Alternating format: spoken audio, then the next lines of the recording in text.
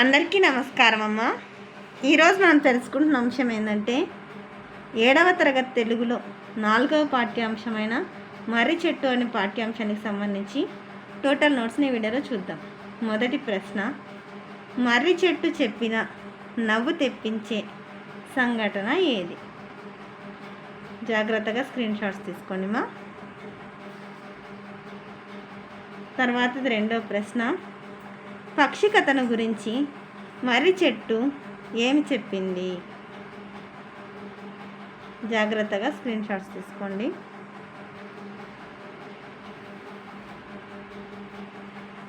తర్వాత నెక్స్ట్ ప్రశ్న, ఇక్కడ ప్రశ్న అయిపోయింది. తర్వాతి ప్రశ్నమ్మా, క్రింది ప్రశ్నలకు 10 వాక్యాల్లో జవాబులు రాయండి. మర్రి చెట్టు తనకు గ్రామానికి ఉన్న సంబంధాన్ని చెప్పిన విధానాన్ని మీ మాటల్లో రాయండి. జాగ్రత్తగా స్క్రీన్ షాట్స్ తీసుకోండి మా.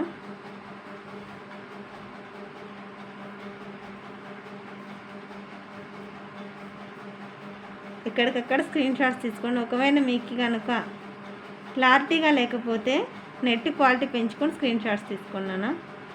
సారీ, ఏమనుకోద్దన్న. ఇంతకుముందు వీడియోలో నాకు కామెంట్ చేస్తున్నారు మన పిల్లలు, మన సబ్స్క్రైబర్స్, మన ప్రియమైన సబ్స్క్రైబర్స్. వాళ్ళ కామెంట్కి లైక్ ఇచ్చేసి రిప్లై ఇచ్చేంత లోపలే అది పోయింది నాన్న, కొన్ని టెక్నికల్ ఇష్యూస్ వల్ల.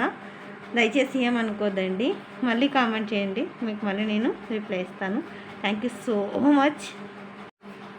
మానవుల వలె చెట్లు, పక్షులు, జంతువులు మాట్లాడగలిగితే ఎలా ఉంటుందో మీ మాటల్లో వివరించండి.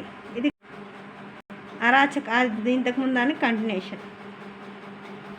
ఏమనుకోద్దండి మా, వాళ్ళకి నేను రిప్లై ఇవ్వలేకపోయాను, క్షమించండి. జాగ్రత్తగా స్క్రీన్ షాట్స్ తీసుకోండి మా. తర్వాత నెక్స్ట్ భాషాంశాలు. క్రింది ప్రశ్నలకు పర్యాయ పదాలను పద విజ్ఞానం నుండి గ్రహించండి. నెపం అంటే కారణం, విష. ఆశ్రమం అంటే అండ, ఆలంబన. ఆపేక్ష అంటే కోరిక, కాంక్ష. తర్వాత నెక్స్ట్, క్రింది ప్రకృతి వికృతులను జతపరచండి. హృదయం అంటే యద, నిభ అంటే నెపము, సత్వము అంటే సత్తువ, పట్టణము అంటే పత్తనం. ఇది జాగ్రత్తగా స్క్రీన్ షాట్స్ తీసుకోండి. క్రింది పదాలకు సొంత వాక్యాలను ప్రయోగం చేయండి. ఇక్కడ ఉన్న దానితో సొంత వాక్యం చూడండి. మంచిని మనసులో పెట్టుకొని తిరిగి ఉపకారం చేయాలి. గాంధీజీని తరతరాలు గుర్తుపెట్టుకుంటారు. విశ్రాంతి లేకుండా కష్టపడితే విజయం వరిస్తుంది. ఎక్కువసార్లు చీటికి మాటికి బడికి రాకపోతే చదువు రాదు. చంటి పిల్లల అల్లరి చూడముచ్చటగా ఉంటుంది. తర్వాత నెక్స్ట్ది, క్రింది పదాలను ఏ అర్థంలో, సందర్భంలో ఉపయోగిస్తారో తెలపండి. హృదయ విదారకం అంటే సమయాన్ని వృధాగా గడుపుట అనే అర్థంలో ఉపయోగిస్తారు. తర్వాత గుండె చెరువగు అంటే భరించలేనంత దుఃఖం కలిగిన దానిని గురించి వివరించే సందర్భంలో ఇది ఉపయోగిస్తారు. హృదయం ముక్కలవ్వడం అంటే అనుబంధానికి పూర్తిగా వ్యతిరేకంగా ఏదైనా జరిగిన బాధ కలిగిన సందర్భంలో వివరించేటప్పుడు ఇది ఉపయోగిస్తారు.